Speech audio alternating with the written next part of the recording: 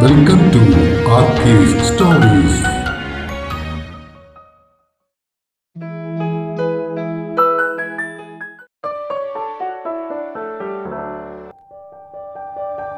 പറയാനിനിയും 63. ഉച്ചയ്ക്ക് ശേഷം കാഴ്ചകൾ കാണാൻ പോയാൽ മതിയെന്ന് ആദ്യം തീരുമാനിച്ചിരുന്നെങ്കിലും കാലത്ത് ബോട്ടിങ്ങിന് പോയാൽ മൃഗങ്ങളെ കാണാൻ കൂടുതൽ സാധ്യതയുണ്ട് എന്ന് റിസോർട്ടിലുള്ളവർ പറഞ്ഞതും വെളുപ്പിനെ തന്നെ അവർ പെരിയാർ തടാകത്തിലേക്ക് ബോട്ടിങ്ങിനായി പുറപ്പെട്ടു. 7:30-ക്കായിരുന്നു തേക്കടിയിൽ നിന്നും ആദ്യത്തെ ബോട്ടിംഗ് സമയം. ഹോട്ടലുകാർ ടിക്കറ്റ് ബുക്ക് ചെയ്ത് കൊടുത്തിരുന്നത് കൊണ്ട് ക്യൂ നിൽക്കേണ്ടി വന്നില്ല. ഭാഗ്യമുണ്ടെങ്കിൽ എന്തെങ്കിലും മൃഗങ്ങളൊക്കെ കാണാൻ പറ്റും. എന്തായാലും കുരങ്ങന്മാരെ കാണാൻ പറ്റും, അതുറപ്പാ. സുദേവ് ഹരിയോട് പറഞ്ഞത് കേട്ട് ആശ്രയ വാ പൊത്തിച്ചിരിച്ചു. ഓ, അതിനിപ്പോ അവിടം വരെ പോകേണ്ട കാര്യമുണ്ടോ? രണ്ടെണ്ണം ഞങ്ങളുടെ കൂടെ തന്നെ ഇല്ലേ? ആശ്രയ ശബ്ദം താഴ്ത്തി എന്തോ പറയുന്നതും അത് കേട്ട് വിഭ ചിരിക്കുന്നതിന്റെയും കാരണം മനസ്സിലാവാതെ സുദേവും ശ്രീഹരിയും പരസ്പരം നോക്കി. സുദേവ് അങ്ങനെ പറഞ്ഞെങ്കിലും ആ യാത്രയിൽ മാൻകൂട്ടങ്ങളെയും ആനക്കൂട്ടങ്ങളെയും ഒക്കെ കാണാൻ അവർക്ക് സാധിച്ചു.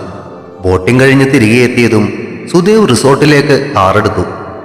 ഉച്ചയ്ക്കും ബൊഫേ ആയിരുന്നു റിസോർട്ടിൽ.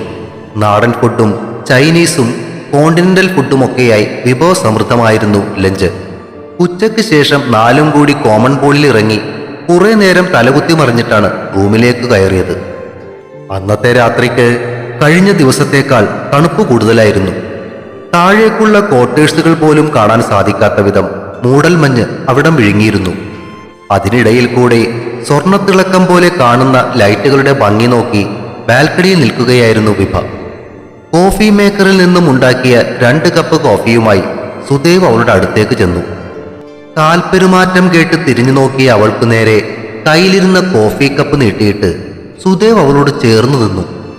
കണ്ണുകളിൽ നിറഞ്ഞ പ്രണയത്തോടെ അവനെ നോക്കി ചിരിച്ചുകൊണ്ട് അവൾ ആ കപ്പ് വാങ്ങി. കാപ്പി ഒന്നു മൊത്തിയിട്ട് അവൻ അവളുടെ കവിളിലേക്ക് ചുണ്ടുകളമർത്തി. മൂടൽ മഞ്ഞിന്റെ കൈകൾ തലോടി തണുപ്പിച്ച കവിളിലമർന്ന ആ ചുണ്ടുകളിൽ തങ്ങി നിന്നിരുന്ന കാപ്പിയുടെ ചൂട് ആസ്വദിക്കുവാനായി കാലുകളിൽ കുത്തിപ്പൊങ്ങി അവൾ തന്റെ മുഖം അവന്റെ ചുണ്ടുകളിലിട്ടുരച്ചു. ഇനിയും അവൾ പറഞ്ഞതോടെ അവൻ ആ ചൂടുകാപ്പി ഒരിക്കൽ കൂടി ഒന്ന് മൊത്തിയിട്ട് അവൾക്ക് നേരെ ചുണ്ടുകൾ നീട്ടി. മുഖം മുഴുവൻ ആ ചുണ്ടുകളിലെ ചൂട് ഒരിക്കൽ കൂടി ആസ്വദിച്ച ശേഷം അവന്റെ നെഞ്ചിലേക്ക് ചാരി നിന്നുകൊണ്ട് അവൾ കാപ്പി കുടിക്കുവാൻ തുടങ്ങി. അവളെ തന്നിലേക്ക് ചേർത്തു പിടിച്ച് ആ തിളങ്ങുന്ന കണ്ണുകളിലേക്ക് നോക്കിക്കൊണ്ട് അവനും ആ ചൂട് കാപ്പി ആസ്വദിച്ചു. സ്നേഹിക്കുന്ന മനസ്സുകൾക്ക് സംസാരിക്കുവാൻ വാക്കുകളുടെ ആവശ്യമില്ലെന്ന സത്യം കണ്ണുകൾ അവർക്ക് മനസ്സിലാക്കി കൊടുത്തു. കുടിച്ചു കഴിഞ്ഞ കപ്പുകൾ അവന്റെ കയ്യിൽ നിന്നും കൂടി വാങ്ങി ബാൽക്കണിയിൽ കിടന്നിരുന്ന ടീപ്പോയിലേക്ക് വെച്ച ശേഷം അവൾ അവന്റെ നെഞ്ചിൽ പിടിച്ച് തള്ളി അവനെ ബാൽക്കണിയിലെ ഭിത്തിയിലേക്ക് ചേർത്തു നിർത്തി. കുഞ്ഞൊരു ചിരിയോടെ അവളുടെ ചെയ്തികൾക്ക് വഴങ്ങി നിന്ന അവന്റെ കണ്ണുകളിലേക്കൊന്ന് നോക്കിയ അവൾ കണ്ണിറുക്കിയിട്ട് അവന്റെ അരക്കെട്ടിലേക്ക് ചാടിക്കയറിയ ശേഷം ചുണ്ടുകളിലേക്ക് മുഖം താഴ്ത്തി.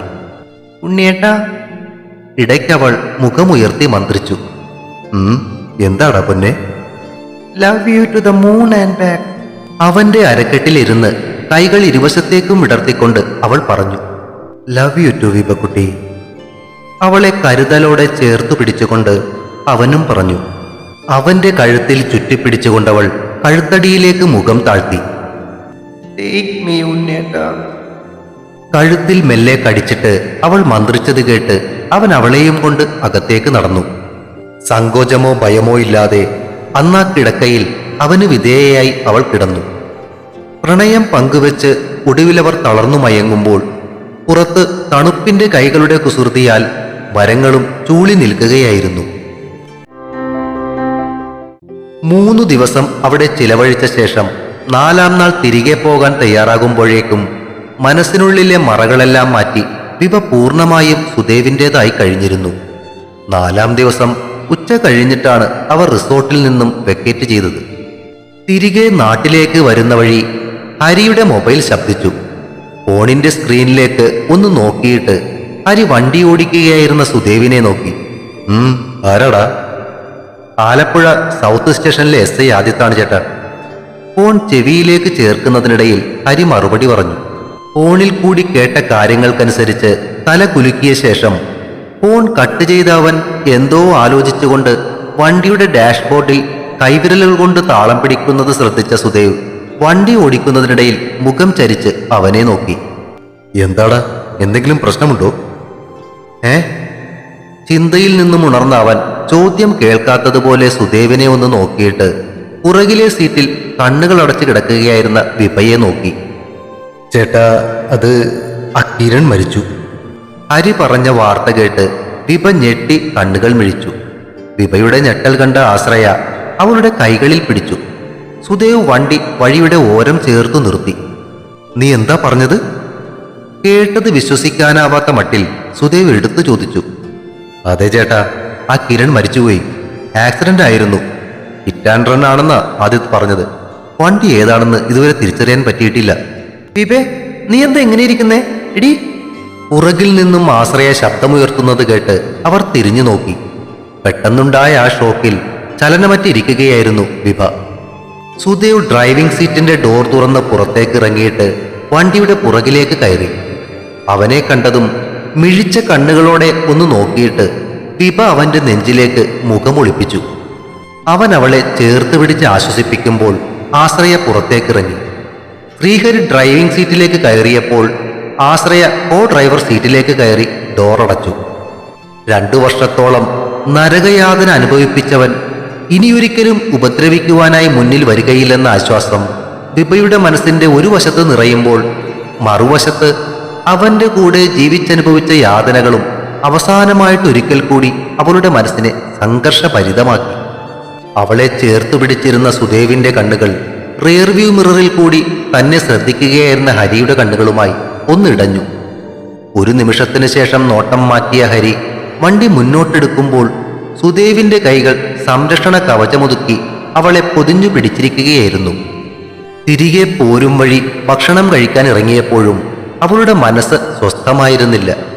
സുദേവ് നിർബന്ധിച്ചപ്പോൾ അല്പമെന്തോ കഴിച്ചെന്നു വരുത്തി ഭക്ഷണത്തിൽ ചിക്കിച്ചികഞ്ഞുകൊണ്ടിരുന്നവളെ അവനും പിന്നെ കൂടുതൽ നിർബന്ധിച്ചില്ല.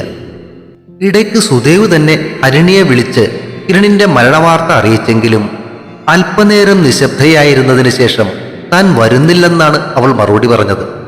ജീവിതത്തിൽ ഒരിക്കലും തന്നെ ഒരു സഹോദരിയുടെ സ്ഥാനത്ത് കണ്ടിട്ടില്ലാത്തവന്റെ മരണത്തിൽ പ്രത്യേകിച്ചൊരു ദുഃഖവും അവൾക്ക് തോന്നാത്തതിൽ സുദേവിന് അത്ഭുതമൊന്നും തോന്നിയില്ല. തിരികെയുള്ള യാത്രയിൽ മുഴുവൻ വിഭ നിശബ്ദയായിരുന്നു.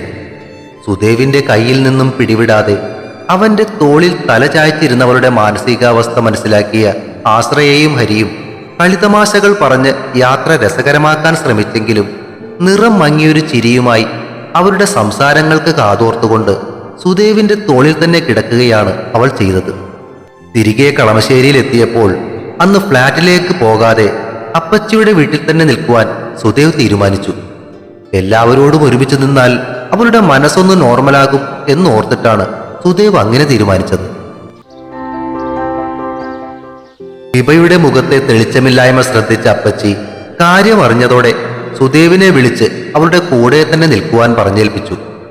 രാത്രി മുകളിലേക്ക് കയറിയപ്പോഴും കയ്യിൽ നിന്നും പിടിവിടാതെ അവൾ നടക്കുന്നത് ശ്രദ്ധിച്ചപ്പോഴാണ് സുദേവിനൊരു സംശയം തോന്നിയത്.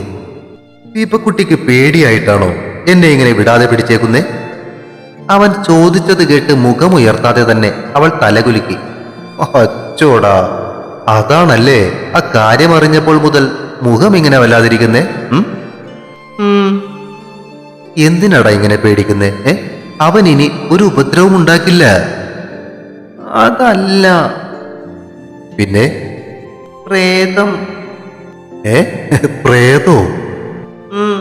അവൻ പ്രേതമായിട്ട് വരും. കണ്ണുകളിൽ നിറഞ്ഞ ഭയത്തോടെ ചുറ്റിനും നോക്കുന്നവളെ കണ്ട് പൊട്ടി വന്ന ചിരി അമർത്തിയിട്ട് സുദേവ് അവളെ ചേർത്ത് പിടിച്ച് ആശ്വസിപ്പിച്ചു. അതോർത്ത് വിഭക്കുട്ടി പേടിക്കണ്ട കേട്ടോ. ഇങ്ങോട്ട് ഒരു പ്രേതവും വരത്തില്ല. അവൻ പറഞ്ഞതിന്റെ പൊരുളറിയാതെ അവൾ ആകാംക്ഷയോടെ അവനെ നോക്കി ചോദിച്ചു. അതെന്താ? അതോ, വാ ഇരിക്ക് പറയാം. അവൻ അവളെ കട്ടിലേക്ക് പിടിച്ചിരുത്തിയിട്ട് അവളുടെ മുഖത്തേക്ക് വീണ് കിടന്നിരുന്ന മുടിയിഴകൾ മാടിയൊതുക്കി.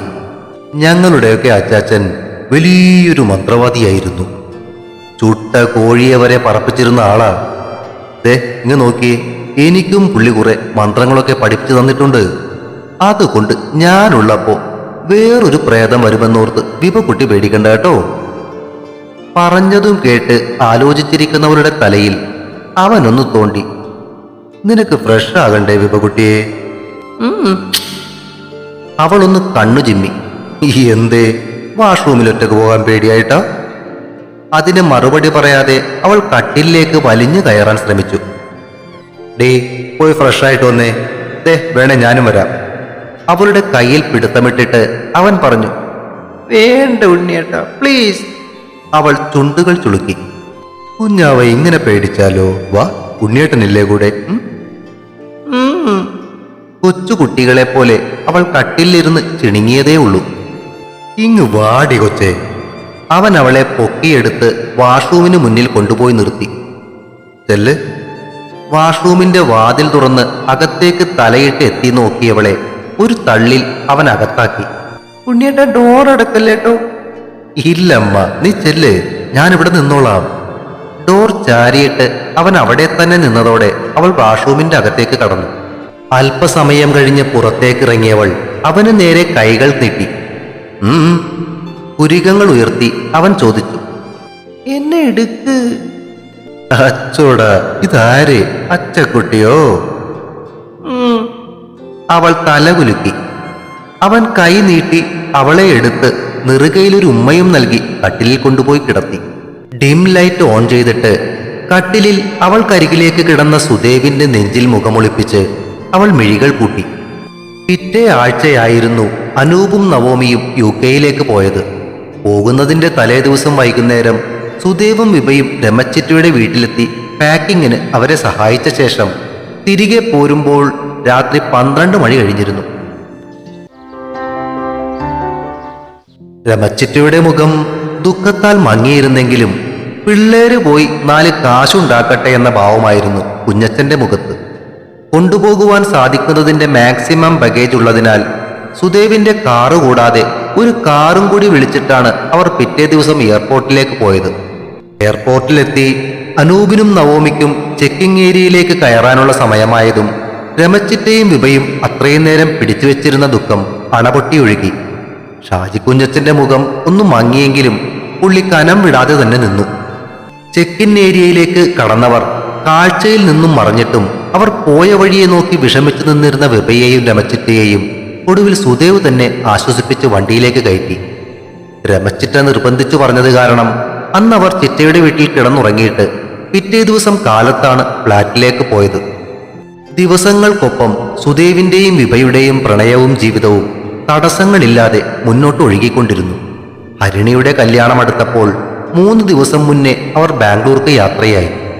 രാത്രി 10 മണിക്ക് വൈറ്റ്ലയിൽ നിന്നുള്ള സൂര്യ കണക്റ്റിന്റെ AC സ്ലീപ്പർ ബസ്സാണ് സുദേവ് ബുക്ക് ചെയ്തിരുന്നത്. സ്ലീപ്പർ ബസ്സിൽ ആദ്യമായി യാത്ര ചെയ്യുന്ന വിഭയ്ക്ക് അതൊരു മനസ്സു നിറഞ്ഞ അനുഭവമായിരുന്നു. സെക്കൻഡ് റോയിലെ അപ്പർ ഫ്ലോറിൽ 2 പേർക്ക് കിടന്ന് യാത്ര ചെയ്യാൻ പറ്റുന്ന സ്ലീപ്പറിലേക്ക് കയറി ഇൻസൈഡ് കർട്ടൻ വലിച്ചിട്ടിട്ട് സുദേവ് സൈഡ് ക്ലാസിന്റെ കർട്ടൻ വലിച്ചു തുറന്നു. അവൾക്ക് നേരെ ചരിഞ്ഞു കിടന്ന സുദേവിന്റെ കൈകൾക്കുള്ളിൽ കിടന്നുകൊണ്ട് മുകളിലെ ചന്ദ്രനും നക്ഷത്രങ്ങളും കണ്ടുകൊണ്ടുള്ള യാത്ര അവൾ ശരിക്കും ആസ്വദിച്ചു.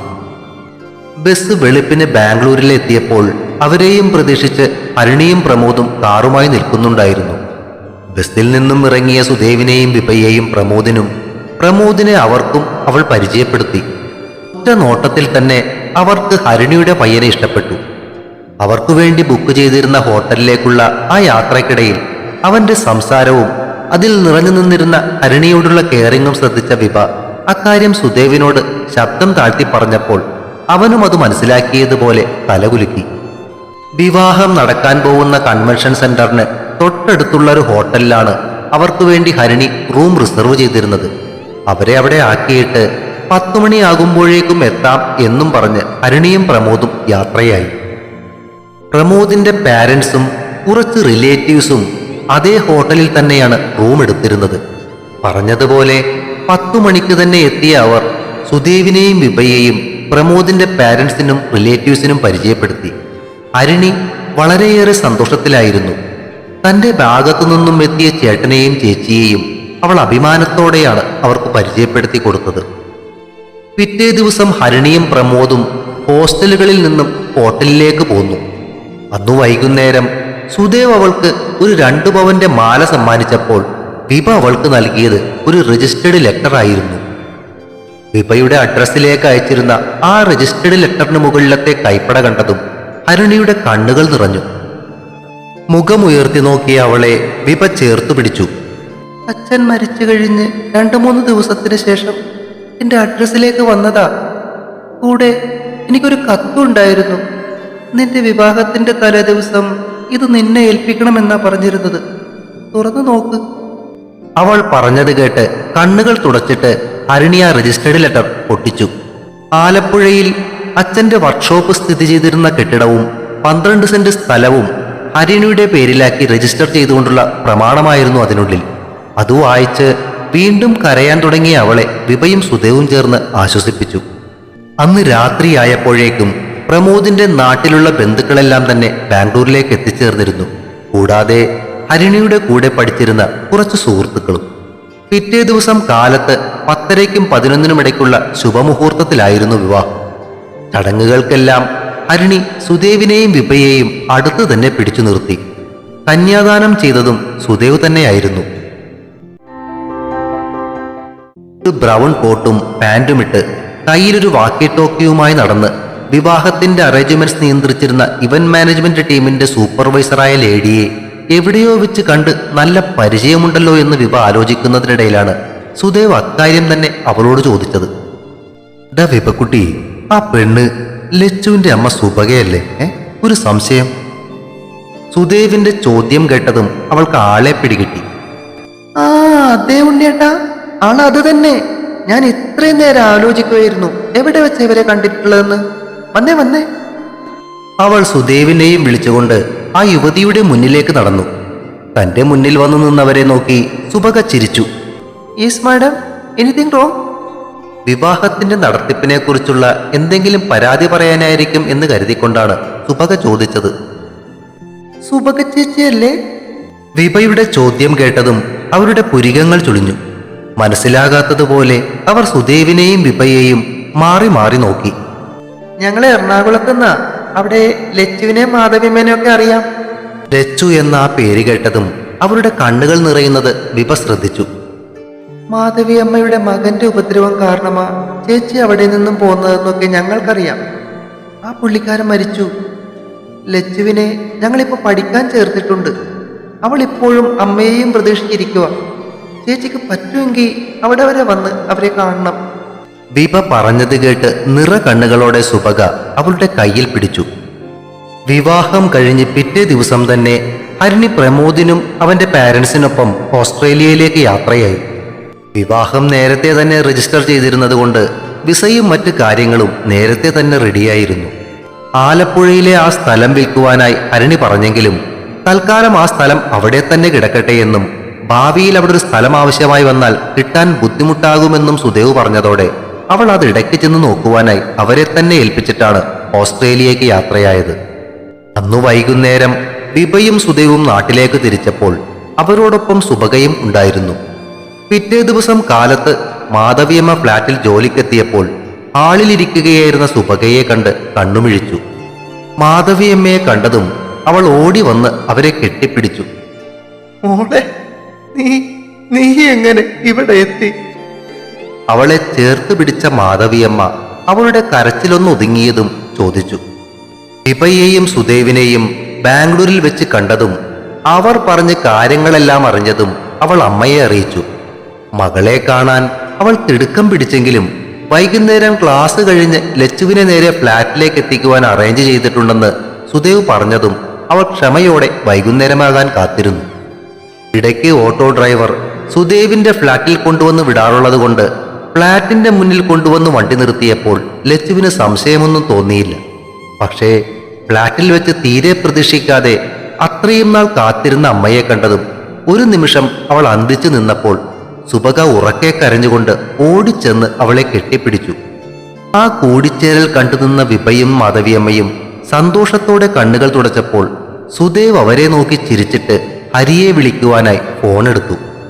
ഒരാഴ്ചക്കുള്ളിൽ സ്കൂളിൽ നിന്നും ലച്ചുവിന്റെ TC വാങ്ങിയ ശേഷം സുഭക മാധവിയമ്മയെയും ലച്ചുവിനെയും കൂട്ടി ബാംഗ്ലൂർക്ക് തിരികെ പോയി. ജന്മനാട്ടിൽ നിന്നും വിട്ടുപോകുവാൻ മാധവിയമ്മയ്ക്ക് മടിയായിരുന്നെങ്കിലും അച്ചമ്മയില്ലാതെ ലച്ചു പോകില്ലെന്ന് നിർബന്ധം പിടിച്ചതോടെ സുബകയുടെ കൂടെ പോകാൻ അവരും തയ്യാറാവുകയായിരുന്നു. മകൾക്ക് അവൾ കാത്തിരുന്ന അമ്മയെ കണ്ടുപിടിച്ചു കൊടുക്കാൻ സാധിച്ചതിന്റെ സന്തോഷത്തോടെയാണ് ഹിബയും സുദേവും അവരെ യാത്രയാക്കിയത്. പിറ്റേ ദിവസം വൈകുന്നേരം സുദേവ് ഫ്ലാറ്റിലേക്ക് കയറുന്നതിനിടയിലാണ് ഹരിയുടെ ഫോൺ വന്നത്. ഫോണിൽ കൂടി ഹരിയുടെ പരിഭ്രമം നിറഞ്ഞ ശബ്ദം കേട്ട് സുദേവിന്റെ മുഖം ചുളിഞ്ഞു. വാതിൽ തുറന്ന വിഭയും സുദേവിന്റെ ആ ഭാവമാറ്റം ശ്രദ്ധിച്ചു. എന്താണ് കാര്യം?